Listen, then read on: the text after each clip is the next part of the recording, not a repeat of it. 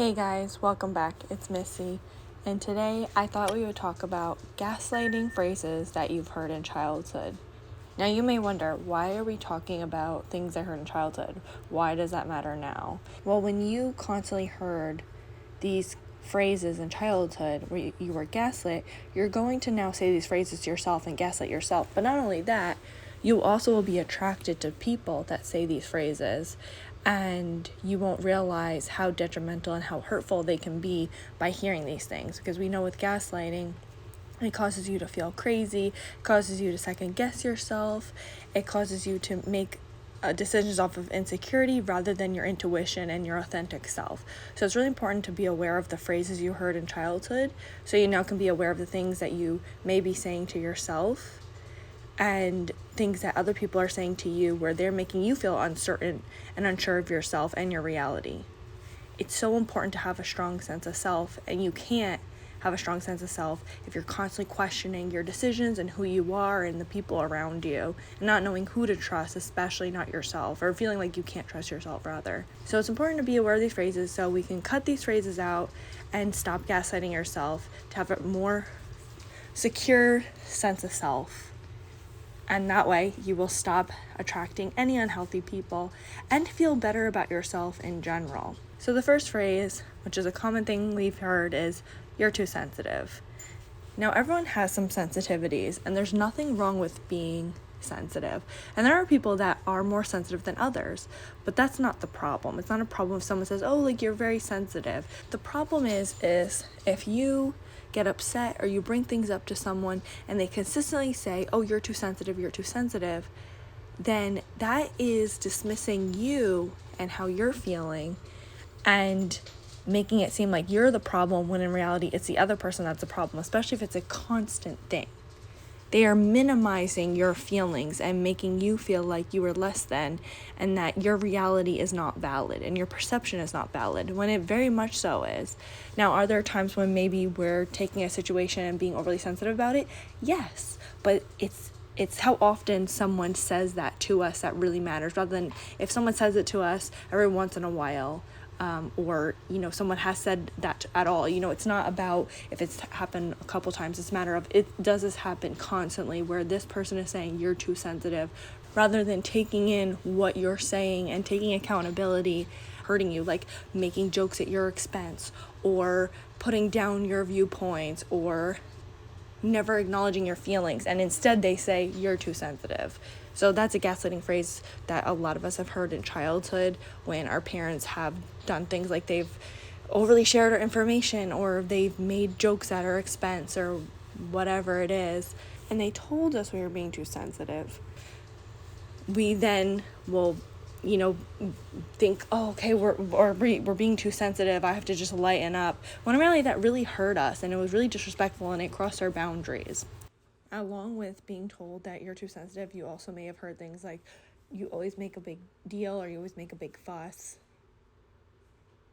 Just completely belittling and invalidating what you're experiencing, and them not being able to take accountability, and them not being able to deal with your emotions because they can't deal with their own emotions. The next one I would say is toughen up. In childhood, if you heard the phrase toughen up, you immediately will think, okay, my perception and what's going on is not worthy of my attention and my feelings. So I need to stop, otherwise I'm going to get rejected from my caretakers and society. And I don't want to get rejected because I'm being seen as a crybaby or less than or whatever. So this is not a good reality to have. And I need to immediately rid my feelings and make sure that I do what is appropriate according to them. This especially is something that little boys and men hear constantly. With women, there's more empathy towards us and our feelings, and it's expected that women are supposed to be emotional. But with men, oftentimes, and it's not like women don't hear toughen up, but this is something that's common amongst men. And as someone who have coached men and talked to men a lot, I've heard constantly that they didn't feel like their feelings were valid, or they had to hide their feelings, or they had to man up, or just take things like a man, and they had to suppress their feelings. and they weren't allowed to have any feelings. And I'm not saying women don't experience this, because we very much so do. It's just more common that men experience the toughen up mentality. And there's a difference between staying strong in a situation versus being told to toughen up when things get hard. We're allowed to have our moments where we break down or we're upset. If someone tells you to toughen up, or tells you that you can't feel something, that's wrong. We should feel our feelings. We should acknowledge how things make us feel. There's nothing wrong with acknowledging our feelings. And there's nothing wrong with feeling feelings. It's a matter of, obviously, how we deal with our feelings. If we're not dealing with them in a healthy way, that's not good. But just feeling feelings in general and, expressing them, there's nothing wrong with that. And there's nothing wrong with bringing things up. So if someone tells you to toughen up, they're gaslighting you and making you feel like you are not allowed to feel the way you're feeling about that situation. Because again, they don't want to take that accountability. They can't deal with their own feelings, so they're projecting, and you're not allowed to deal with your feelings. They make it seem like feelings are wrong when they're not.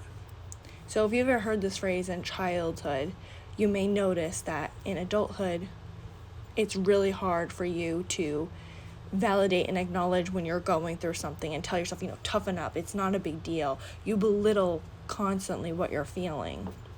And that is not acknowledging what is going on around you. And that can be hard for you to really evaluate situations and see what you need to do about these situations and how to handle it in a healthy manner, because instead you're dismissing, you're belittling, and you're suppressing because that's what you were told to constantly do. The next one is just be glad or be grateful that you don't, and then they'll say you don't live in poverty, or you have a home, or you have a warm bed, saying all those things. So anytime you've brought something up in childhood to maybe your parent or your caretaker, they would immediately say, you're lucky that you have this. You're lucky you have a parent. You're lucky that you have this and that. So it's completely different if you had a parent or a caretaker or whatever that said, look at the bright side, and occasionally doing that. But if they constantly told you that to be grateful or happy that you're not experiencing XYZ, or they had it much tougher in their childhood, and they would compare, they're belittling and dismissing and gaslighting you from what is going on in your reality. And you are allowed to have things that go on without feeling guilty, because that's what they're doing, is they're placing guilt on you for feeling a type of way. You don't have to have the worst of the worst. Like, every single person goes through their own journeys and they experience tough things. You don't have to go through the worst to feel sad or feel bad. You can have moments where you feel grateful and think like, oh, I have clean water. I'm so grateful I have clean water. But it shouldn't be at the expense of when you're having a hard time thinking, oh, well, like, I should be grateful. No, it's not a matter of you should be grateful. There's moments where you're going to be grateful. There's going to be moments when you just have bad days and you're miserable and you're unhappy, and you need to validate and acknowledge those things. Otherwise, it will come out in other ways, like we always talk about on this channel. So, and that's also a type of toxic positivity, to say, like, be grateful. You're lucky you don't experience X, Y, and Z. Yeah, you can be grateful, but not in that moment. In that moment, that's okay for you to feel upset or acknowledge how you're truly feeling. You are allowed to feel that and experience that and go through that.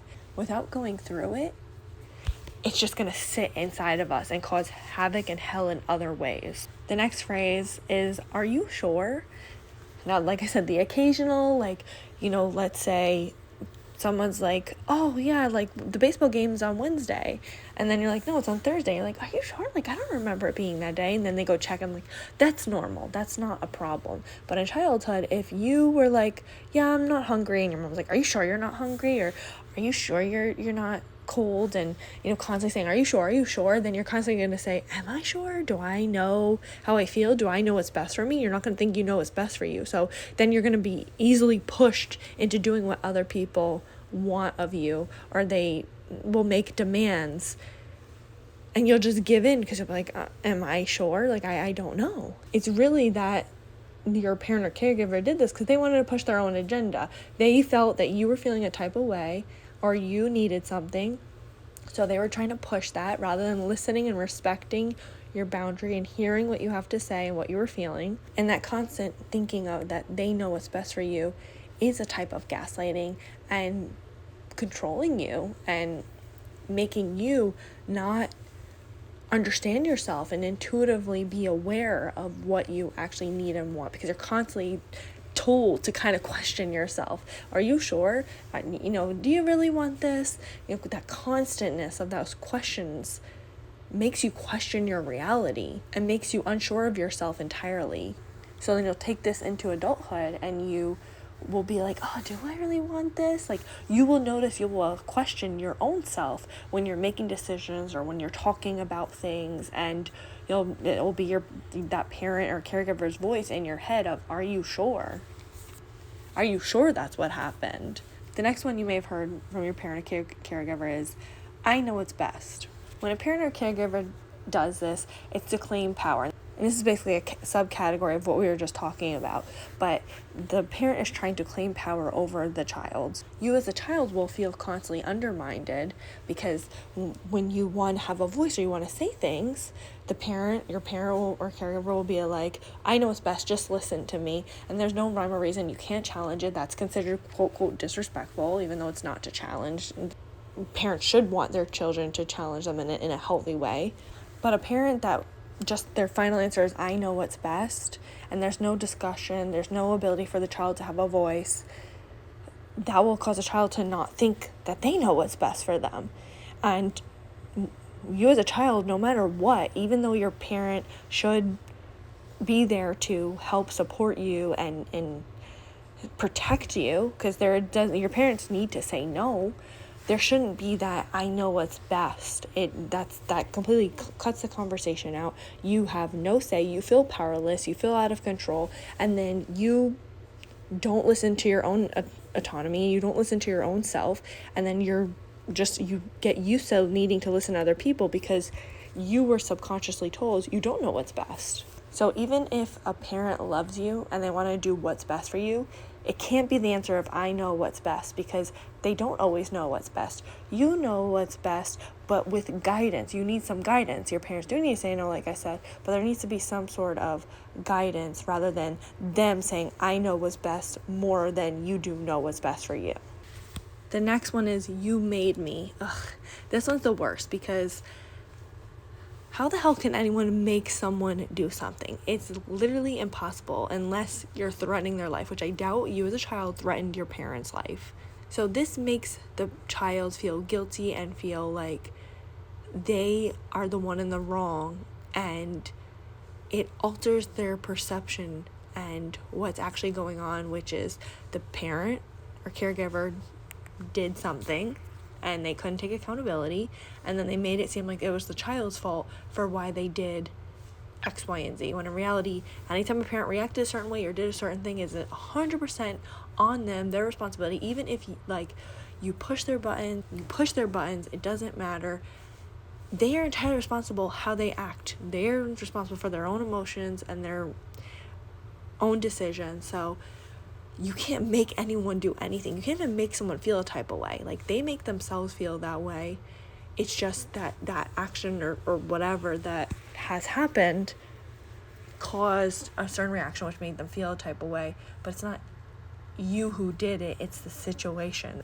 So when a parent or caregiver tells their child, you made me X, Y, and Z, the child constantly feels responsible and, like I said, feels that guilt, and they grow up to take too much accountability for other people and their emotions. And when another person does something wrong, they'll think like, oh, I made them do that, that's why, like, I'm the problem, or why my relationships aren't working out, or why this person's upset with me, or why this bad thing is happening. It's because I made this person do this thing, when in reality that's not true. Everyone's responsible and needs to take accountability for their own shit. So here are some gaslighting phrases you may have heard in childhood that can be really detrimental and can be hurtful for you to constantly tell yourself, and if you're around people that constantly tell you things like that, because usually we surround ourselves around what we're used to in comfort and what makes us feel comfort. So what do you guys think? Leave it all in the comments below. And please don't forget to like, comment, subscribe, and share with someone that you think may need it. Until next time, thanks for watching. Oh, well, actually, you're not watching. You're listening. Bye, guys.